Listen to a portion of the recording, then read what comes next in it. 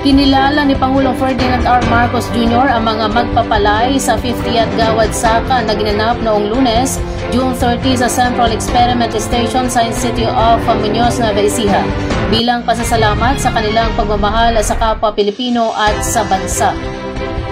Tiniyak niya sa mga dumalo na sa patuloy na suporta ng gobyerno, mananatiling matatag ang buying price ng National Food Authority o NFA anuman ang maging presyo ng bigas sa merkado.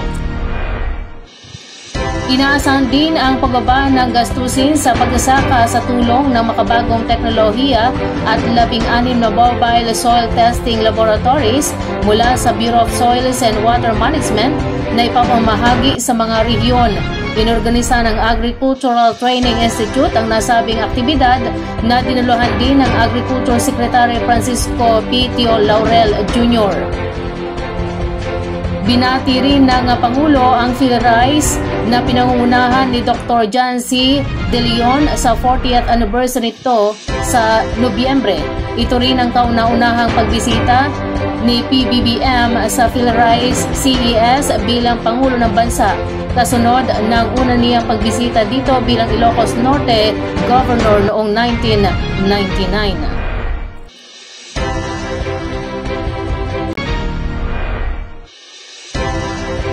Aktibong lumahok ang DCDJ Radio Agri 90.1 FM ng Philippine Center for Post-Harvest Development and Mechanization of PhilMec sa ginanap na Department of Agriculture o DA Anniversary Expo noong June 23 at 24, 2025 sa DA Open Grounds. Pinangunahan ni Maria Bernadette P. Grospe, Program Manager ng Radyo Agri, ang promosyon ng istasyon sa pamamagitan ng pamimigay ng flyers at calling cards sa mga kalahok ng Expo. Bukod dito, inimbitahan rin niya ang mga kinatawan mula sa iba't ibang attached agencies ng DA upang itampok ang kanilang mga institusyon sa programa ng Radyo Agri. Hinimok ni Grospe ang mga ahensya na makiisa sa pagbabahagi ng kanilang mga video materials, magsilbing subject matter specialist at makipagtulungan sa mga posibleng broadcast collaborations. Binigyang din niya ang mahalagang papel ng mga ahensyang ito sa advokasya ng Radyo Agri para sa mas pinalawak na pagbabahagi ng impormasyon at serbisyo publiko para sa mga sektor ng agrikultura at pangisdaan.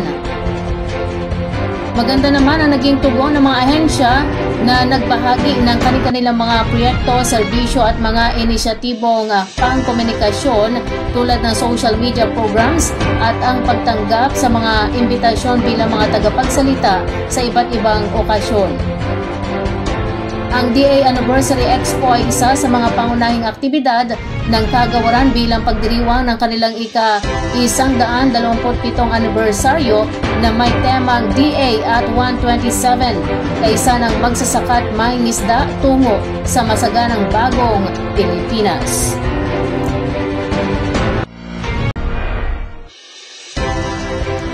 Ginanap nitong June 30 taong 2025 sa Convention Center ng Cabanatuan City ang oath-taking ceremony ng mga bagong halal na opisyal ng lungsod at ikatlong distrito sa lalawigan ng Nueva Ecija. Pinangunahan ito ng dating Mayor, Presiding Officer at ngayon ay 3rd District Congressman Jay Vergara kasama sina Mayor Michael Elizabeth R. Vergara, Vice Mayor Bunso Roque, Bukal E.J. Hoson, Bukal P.B. Garcia, former 3rd District Congresswoman Ria Vergara at ang mga bagong halal na mga konsihal ng Sangguniang Panlungsod. Kasama rin ang mga nahalal na opisyales mula sa ibang bayan sa ikatlong distrito. Ang panunumpa ay dinaluhan ng kanilang mga pamilya, kaibigan, opisyal ng barangay, iba't ibang sektor ng lipunan at mga taga-suporta ng buong puso ang pagsaksi sa bagong yugto ng paglilingkod at pamumuno sa lungsod at ikatlong distrito ng mga bagong halal na opisyales.